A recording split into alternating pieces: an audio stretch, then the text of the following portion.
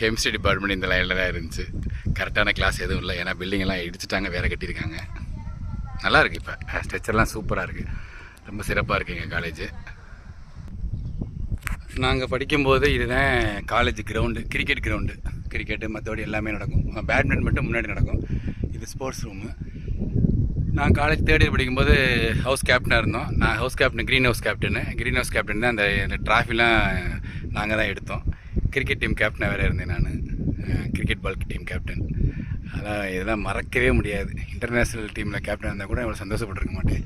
எங்கள் காலேஜில் கேப்டனாக இருந்து நிறைய வெளியூர்லாம் போய் ஆடிருக்கோம். அந்த டயத்தில் நாங்கள் எங்கள் ஹவுஸ் தான் ட்ராஃபியும் வின் பண்ணிச்சு. நான் கேப்டனாக இருந்தேன் ஹவுஸ், க்ரீன் ஹவுஸ் கேப்டன் நான் தான் இருந்தேன். அது ரொம்ப பெருமை எனக்கு. இது எல்லாமே நாங்கள் பஸ்ஸுக்காண்டி வெயிட் பண்ணுற இடங்கள். ஒவ்வொரு புளிய மரமும் பல ஆயிரம் கதை வச்சுருக்கோம். அங்கே ஒரு குட்டி பாலம் மாதிரி இருக்குது பார்த்தீங்களா, அந்த பாலத்தில் நாங்கள் உட்காந்துருப்போம். இங்கே ஒரு எங்கள் ஃப்ரெண்ட்ஸுகள்லாம் உட்காந்து பேசிக்கிட்டு இருப்பாங்க.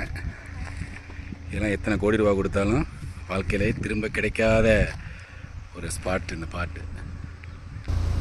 அந்த மேலே இருக்குது பார்த்தீங்களா, அதான் எங்கள் காலேஜோட பழைய லுக்கு.